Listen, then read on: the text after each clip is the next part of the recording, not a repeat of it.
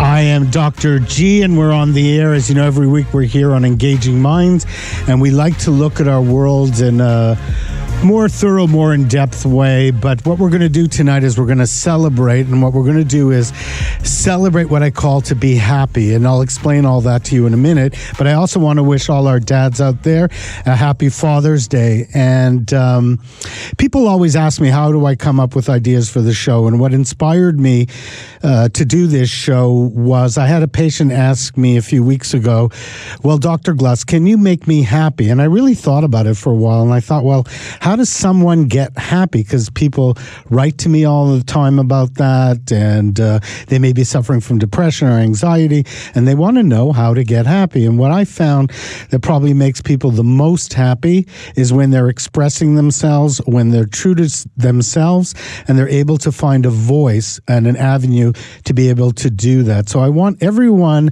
out there to take a risk and express yourself. And with that, I wanted to bring on some people from the entertainment industry who are experts in, well, I don't know if they're happy, but we're going to find out a little bit later, but experts in expressing themselves. So we got a great show coming up. We're going to find out how people survive, thrive, stay sane, and are creative in Hollywood. We have Patrick Cassidy, who is a actor, singer, director, teacher, and now he's an artistic director of 5-star theatricals in Thousand Oaks, and he also has a show coming up called Just Another Family Tree. He's going to talk to us about that. It's a one-man show. It's coming up on June 22nd, 8 p.m. at the Civic Arts Plaza in Thousand Oaks, and we got 40 tickets left, so please call right away and buy some tickets for Patrick's show, and he'll explain more of that. We also have actress Melissa Jobe, who is an actress, singer, writer, producer, and self-proclaimed dog walker. She's also the star. You said you were. It was a joke. Oh, okay. But we like jokes. That makes us happy. Yes, it does. She also has an upcoming show that's going to debut in Scotland this summer at the Edinburgh Arts Festival. It's a one-woman show called That Woman, and it's about Wallace Simpson. And we're lucky enough to have the director of that show on, too. His name is Philip McKinley, actor-director, Tony-nominated, and the director of the show That Woman. And we also have, to help us celebrate Father's Day, Cole Cassidy.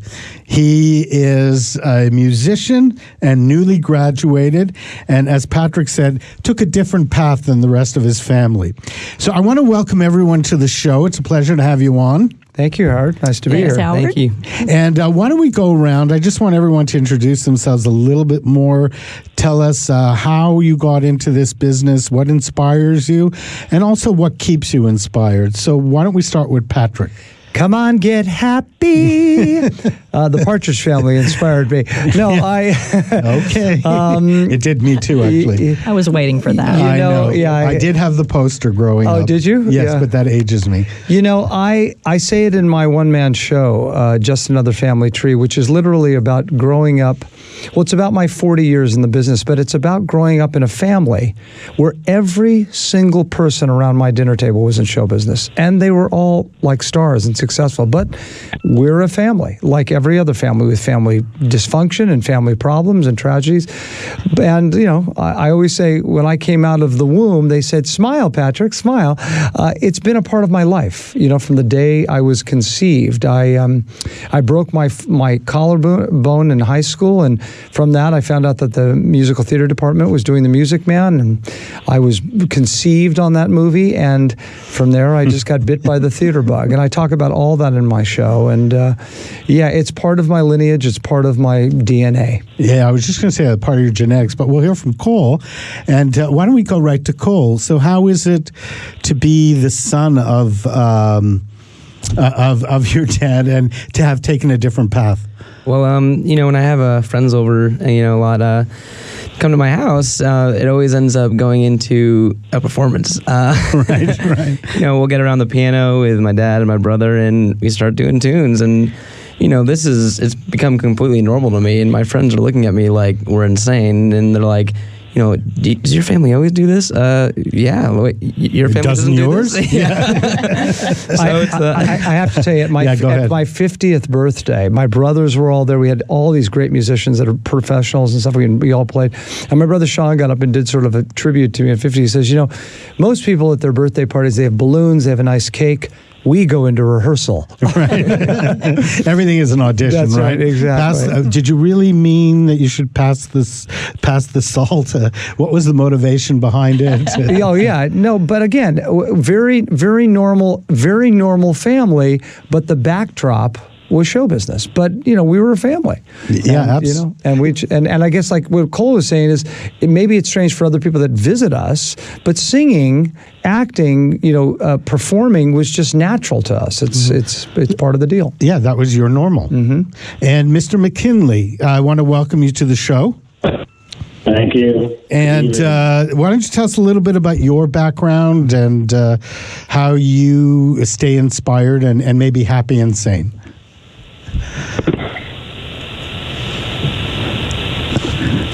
Mr. McKinley, are you there? Yes. Oh, okay. We lost you for a second. Oh, I said I grew up in a town similar to Mayberry, in the Andy Griffith Show, a town of 1,000 people. There was no theater. There was nothing of that way. So I started by putting shows on in my backyard. My parents I think I would have been diagnosed as ADD and probably would have been given hormones as a child, but instead they said, go outside and play and don't come back till the sun comes down. And so became inventive of putting on shows, and I tell people I'm still putting on shows in the backyard. I've been fortunate that I'm happy about it. Yeah, I just wanted to say, Phil, that we're losing you a little bit on the connection. Oh, sorry. That's okay. So why don't you so we got to the part about the backyard. Yeah. And I just said that I've continued to put on shows in my backyard, except the backyard has gotten bigger and a lot more expensive. And a lot more people involved. A lot more people. But I think, I stay happy in my career by having an eclectic career of doing things, doing shows that are in New York, doing shows overseas, working in Vegas, doing a one-woman show. Right. And I like to go from the sublime to the ridiculous, and meaning that from a one-woman show to a show that has maybe 350 people in it. So I think that's the way I kind of keep myself entertained and keep myself enjoying the business. So finding challenges that are really personal to you and ways to pursue them. Yeah, I worked for George Abbott at one point, who was kind of known as father of American theater, and Mr. Abbott was 100 years old when I worked with him. And I asked him one day, I said, how do you continue to do it at 100 years old? And he said, well, I always do things that scare the hell out of me. And I use that as a guide. No, I think that's a great statement. I always tell patients, you got to work a little bit out of your comfort zone. Now, I do want to be transparent to our audience that a lot of the people in this studio know each other and somehow have all worked together. So feel free to share stories and embarrassing stories about each other. But before that, I want to get to Melissa. I want to make sure she has a chance to talk before the break. Tell us a little bit about your background, the show coming up, what inspires you, and how you stay happy. Sure. My background is actually similar to Phil's. I started with backyard shows, living room shows, just making up nonsensical musicals with my friends. And probably what inspired me to actually pursue acting or show business in general was my father telling me not to. So I just went for it. If parents so just knew how often that happens. Yes. But yes, this one-woman show about Wallace Simpson, that woman, is a pretty amazing journey.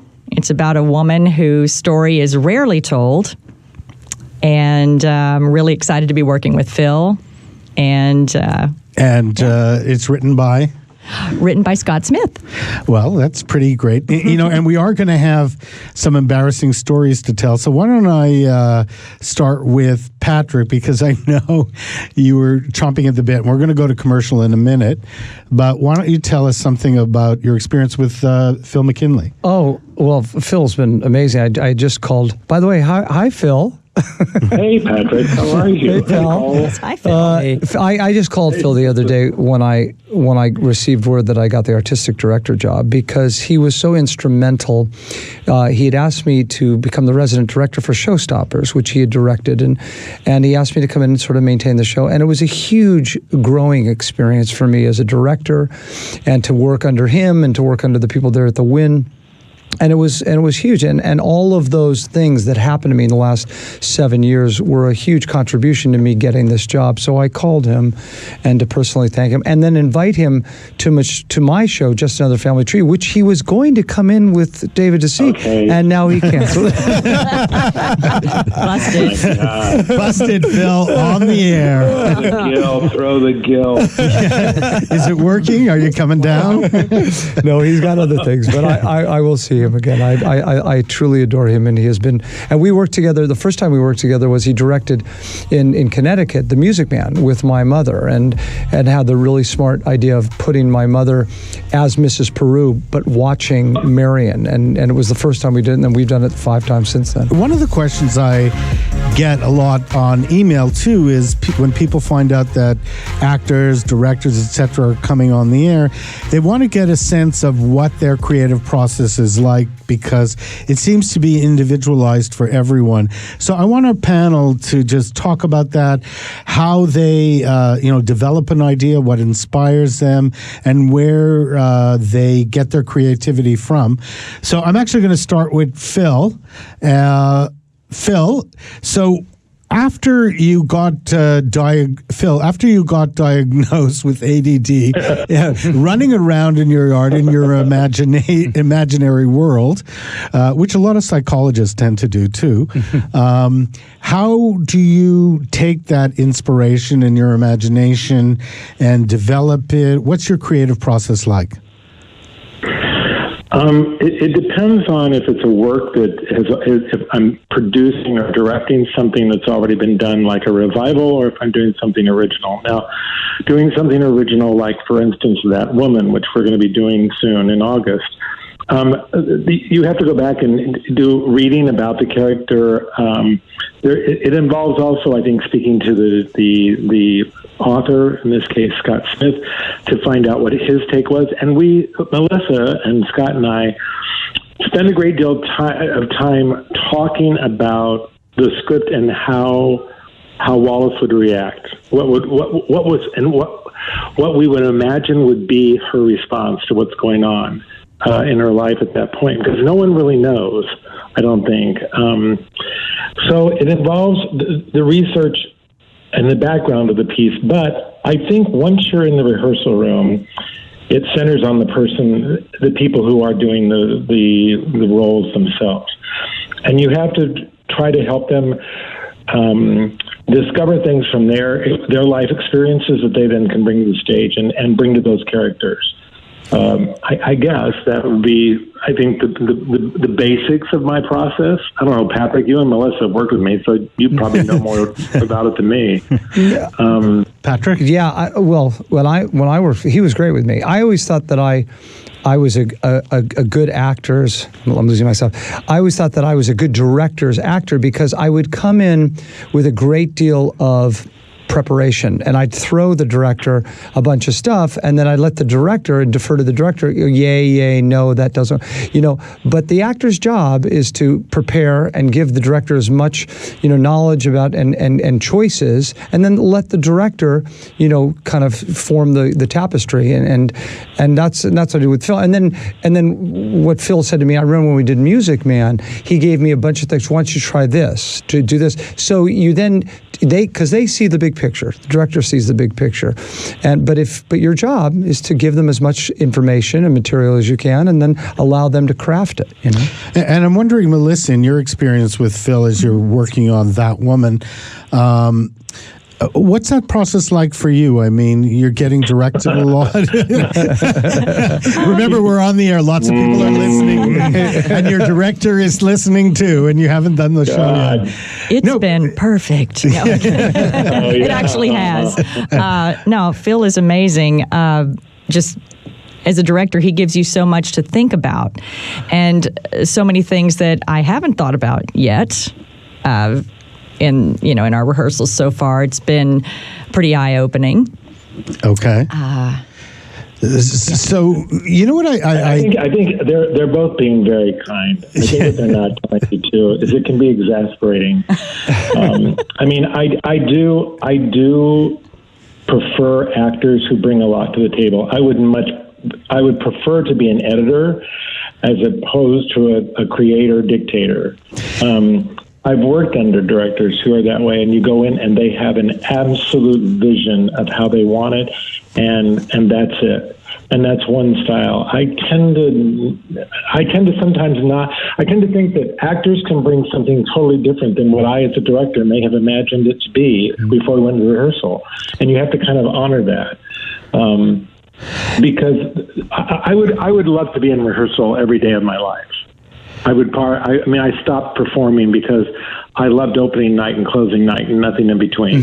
Right. Was that the most creative part for you? Is that why you loved it the most? The rehearsals. Yeah, that's what I meant. Yeah, I love the rehearsal because I love the discovery. I love, trying to figure out what a character was thinking or feeling or why they reacted the way they did. I love trying to figure out why an author wrote the script they wrote. I mean, Scott would tell you that I think there are times when an author writes a script and doesn't know what they're writing. They write it down and then, Patrick, you have to have found that out. Oh, yeah. No question. Starting with me writing my own show. What am I writing about?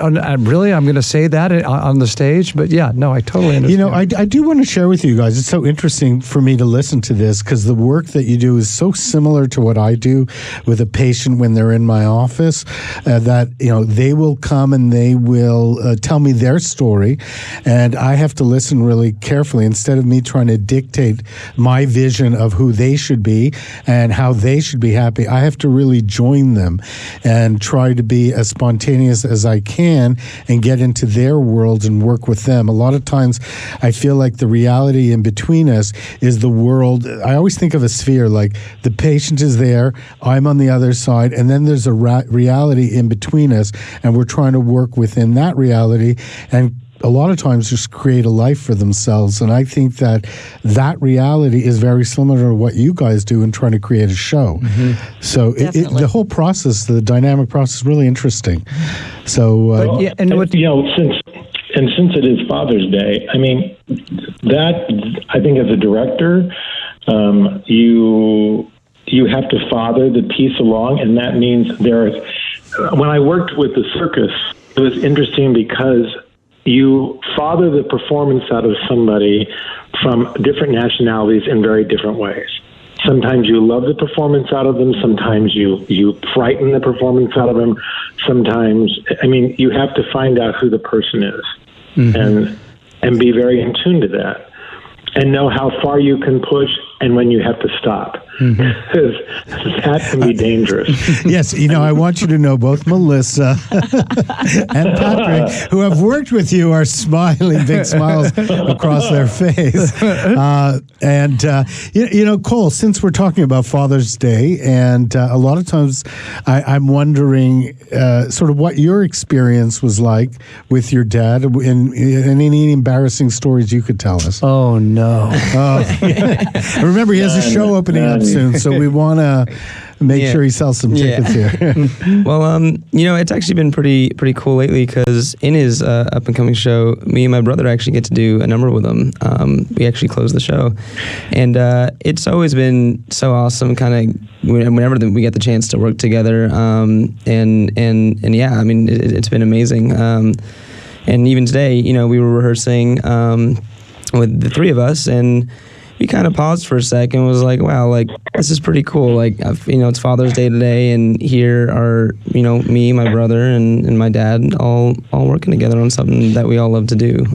So it's pretty amazing. I think that's pretty exciting. So congratulations to both of you. Thank you. So, Melissa, one of the questions, when people knew the show was coming up, I get some emails, and one of the questions I wanted to ask you was, people are asking me, like, how do you what do you think makes someone successful as an actor, and how do you get that success. Now, I know it's different. Again, we're talking about individualized processes Sure, it's so here. different for everyone. But I want to hear your experience of success and your upcoming show and your feelings about it. Sure. Well, I think probably the main key for most actors is just tenacity and longevity. Just stick with it. Just because it can't be a sprint. It has to be a marathon. I think that's great. For most people. And, everyone says, well, you have to love it, but you do have to love it. And when you do love something, I think it's easy to do that, to make it more of a marathon and just to enjoy the ride instead of expecting, stardom intently or something like that, And I wonder, Patrick, coming from a theatrical family, do you think your experience, as you compare it to some other people around success and how you've gotten it and maintained it, is different? Well, for me, when I was coming up in the business, I just wanted to be taken seriously as an actor. And I started by going to New York because my father had started in New York and sort of having that New York pedigree, the theater background. I trained in New York. I was working on the stage with Kevin Kline and Treat Williams and all these, and training in the daytime at HP Studios. And from that, it was all about being taken seriously because both my brothers, were teen idols. And they were both very talented, crazy talented. But after that teen idol thing is over and the little girls grow up, being taken seriously and having some credibility is hard. And I didn't want to go down that route. I mean, when I got out of high school, they wanted to, stick me in some spandex pants and see if I could sing and let's form that. And Phil, what do you think of that idea? Is it too late?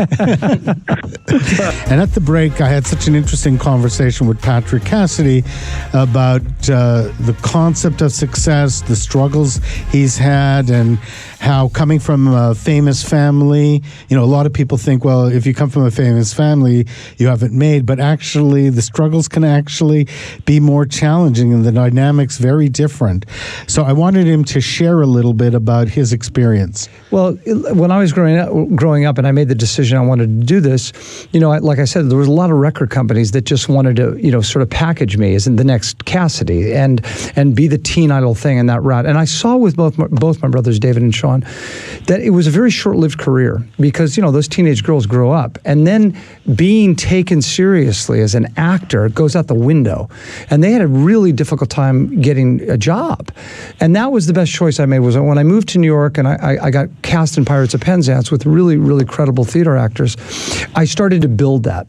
But even still, for years afterwards, it was like, show me. So, and all I ever wanted to be was respected by my peers and be a working actor. And 40 years later, I've gotten to do that. And then you talked at the break the concept of being a star, which I think is so interesting because my experience of working with patients is that's something somebody else decides. Oh. And I don't know what it is. I remember I once had a patient. What I mean is I don't know how you can create that. I think people create it for you. And you don't know when it's going to come. And it doesn't stay. And it hurt my brother David tremendously. And in that, at 18, he was a really working actor. He'd done the Mod Squad and Gunsmoke and Marcus Welby MD. He was a working actor. And he gets this pilot.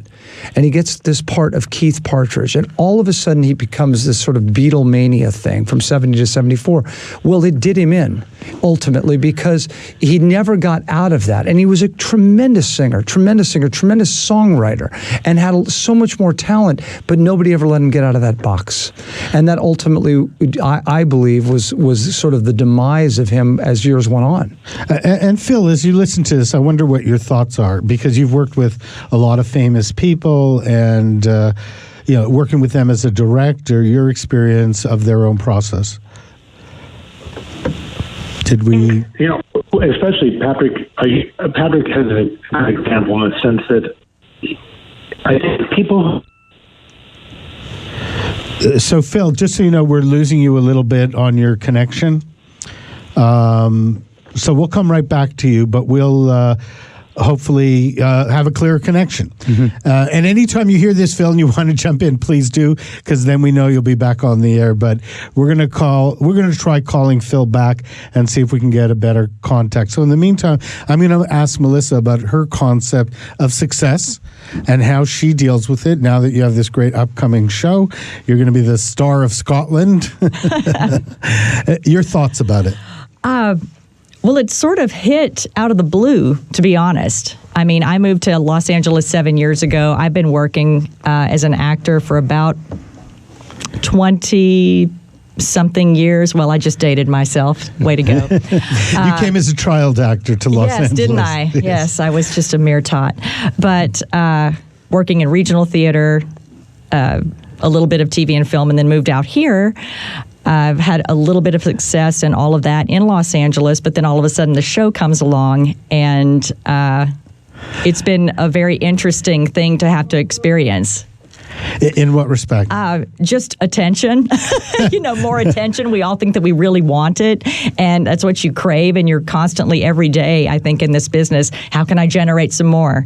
How can I update my social media? How can I reach out to producers and directors and get that attention? And then when it comes to you, it's sort of a little shocking. Yeah, it's like a new experience. Really, I don't know what to do with it. Yeah, at the end of the day, I think most creative people just want to create. And they just want to. And it's a different thing. I never wanted to lose my anonymity. I wanted to be able to go to a 7-Eleven or Ralph's, right, and be able to be a normal person. But that star thing, the minute you become sort of a household name and people see you in their living room every day on television, all of a sudden, it's a deal you make. I remember talking to George Clooney about this when Batman hit, and he'd been a big hit on ER, and I said, "Are you ready for this?" I said, "It's sort of a deal you make, and it's hard. It's glamorous and it's all that stuff, but it's difficult in terms of having some normalcy to your life."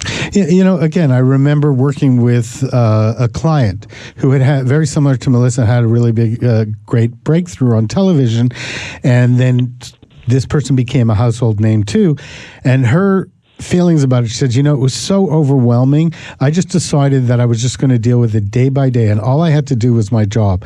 I was just going to go into the studio, film the show, go home, because if I started to think about all the other stuff involved in it, I got too overwhelmed and I couldn't do my work. Oh, it can be overwhelming. And I don't have near what, Patrick's career yet. But you're about to. Yes. I want to walk on it in Edinburgh on the show. I want to go to Scotland. I'm going to ask Mr. McKinley for a walk-on, too. We'll just call these random coming on in Scotland. Yeah, that'll cost you. That scene where Wallace sees a therapist, just saying. Oh, is that it? What I was going to say before. Yes, please, now that we have you back on. Connection. The thing that's great, like with Patrick, has reinvented himself. And I find that people who don't, who are willing to reinvent themselves and have an ability to have a longer career. Now he's become an artistic director. He's a director. He's been an actor. I think because, let's face it, not everyone is going to make that to the top of the very tip top of the echelon of acting. And I'm similar to Patrick. I wanted to be able to be normal. I had no aspirations of going, I wanted to be a household name, because I saw what that did to people. And I think people think, oh, it's a really wonderful, glamorous life. It can be for those moments that you're out at the Oscars or you're at the Tonys or whatever, but there's a lot you sacrifice with giving up, your personal space. I remember working with Hugh Jackman, and we were in New York, and there was a blackout, and we had to walk from 42nd Street down to his apartment because it shut down all of Manhattan. You could not go a block without people stopping. And he's incredibly gracious about it and wonderful, and they have to be. But I think at some point, especially with television stars, because you come into people's house, people think that they know you and and know who you are and feel they can invade your space because you're like a guest in their home, or you're like a cousin that comes into their home every week. And I think that becomes very difficult for people. And I think it's difficult too, because you become what they're really in love with is the character, not necessarily you.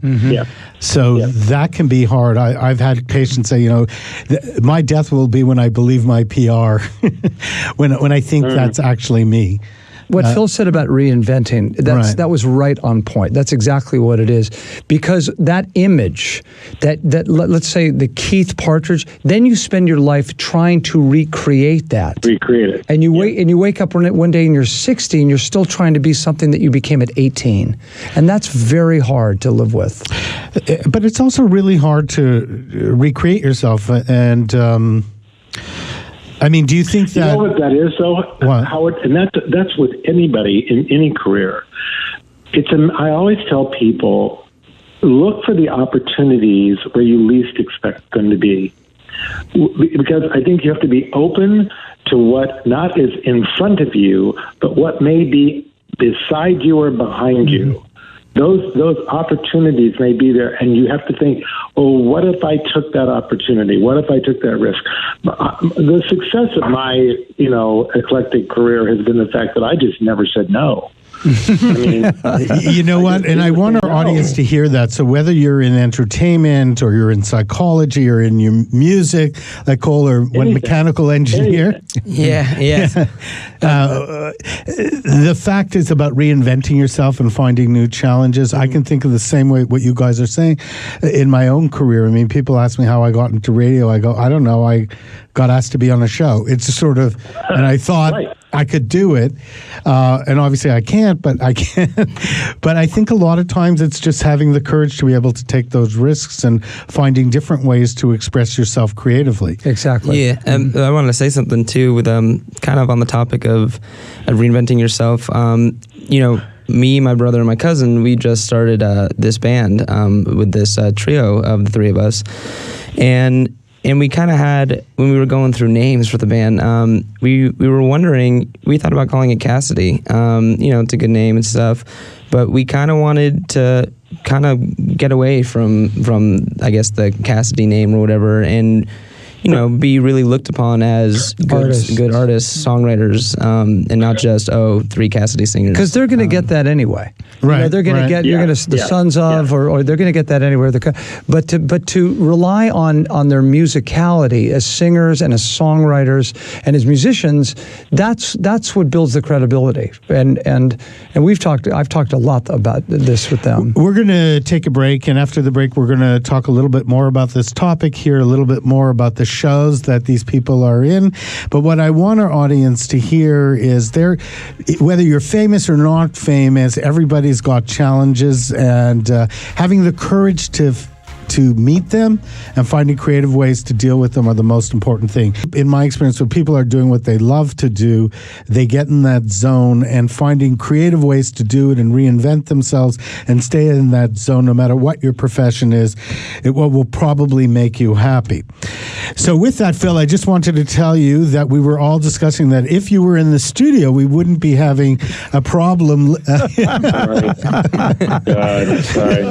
No, but everyone was talking about how much they love you and how much they respect you in your career. Howard,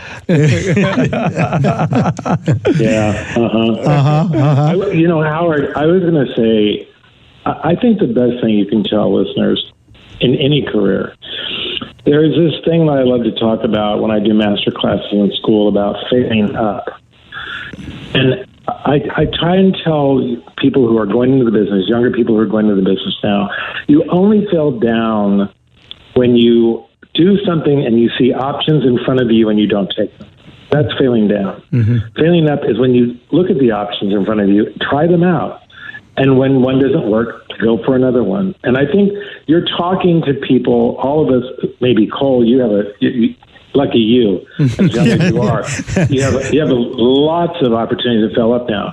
But I think, Patrick and Melissa, you'll admit that you've failed up a lot in your career. Absolutely. Sure, yeah. I want to start with Patrick. We have our last segment. I know, Patrick, and thank you very much for that insight, Phil. I think it's a great insight. You have a show coming up, so why don't you tell the audience a little bit about how they can get in touch with you, how they can buy those last 40 tickets that are available, and a little bit about the show and that special tribute that you make. Yeah, it's called Just Another Family Tree, and as I said, it's 40 years in the business, but growing up in a family. And that's universal. And the strange thing in sort of conceiving the show and putting it together, and it's really been my whole life of putting this show together, is that what I realize is that my family, this family, is so normal in so many ways and goes through the same thing that other families go through. And I think that's what the audience is going to identify with. I'm going to do for this one performance a tribute to my brother David. The family has been very quiet about it, and he and I were best friends, as I am with my other brothers as well. We were inseparable for so long, and I'm doing a huge photo montage, and a lot of fans are flying in from Holland and London and stuff. And I just hope I can get through it, quite frankly. But I just want to honor his life and his legacy. And he was a tremendous, like I said, talent and a great brother. And again, I think people coming to see it. I mean, the wonderful thing for the audience will be they will be hearing these personal stories and these songs that support the stories about these people, and the people will be there. So for an audience to have my mother Shirley Jones and watch her as I sing a song to her or talk about how she was as a mother and beat me with a wire hanger. No, she didn't. No, but are you writing that book? No, she was a wonder. She was a fantastic mother and the model of a great parent. But to have the audience experience that with the people that I went through with and I'm talking about, I think that will be very special for the audience. And the name of the show? Just Another Family Tree. Okay. And I know you'll get through the part with your brother, and I think that's a wonderful thing that you're doing. Thank you. So congratulations to you. Thank you. And Melissa, and Phil, we have the director and the actress, and tell me a little bit about your upcoming show and where it's going to be. Yes, the show is That Woman, and the show is about Wallace Simpson. And tell our audience, some people may not know who Wallace Simpson was. Yes, exactly. Wallace was blamed for Edward VIII's abdication from the throne in England. And there's a lot more to Wallace than that, believe me. We're going to do some previews at the Beverly Hills Playhouse. And when are those previews? Those are going to be on July 13th and 14th. And then the next weekend, I believe that's Friday, Saturday, and Sunday, July 20th, 21st, and 22nd. And if people wanted to get tickets for that show, those previews, how could they do so? Could they go to Eventbrite? I think you told me. I believe we do have an Eventbrite link now. So and I do want to tell our audience, if anyone also wants to get tickets, you could email me at drhowardgluss@live.com, and I will forward the information to Melissa or Phil. Sure. No, that'd be perfect. No, it's a really interesting story. Scott Smith has done a wonderful job crafting Wallace's life into a 70-minute production, because I believe he started out with, 5 hours of material or something insane, 400 pages. It could have been a miniseries. Should be a miniseries. It should be a miniseries. Yes. Just saying for any of those producers listening out there. Yes, for sure. So, definitely worth looking into Wallace. Yes. And I do want to remind our listeners that Phil McKinley, who is on air with us too, is directing the show. Yes.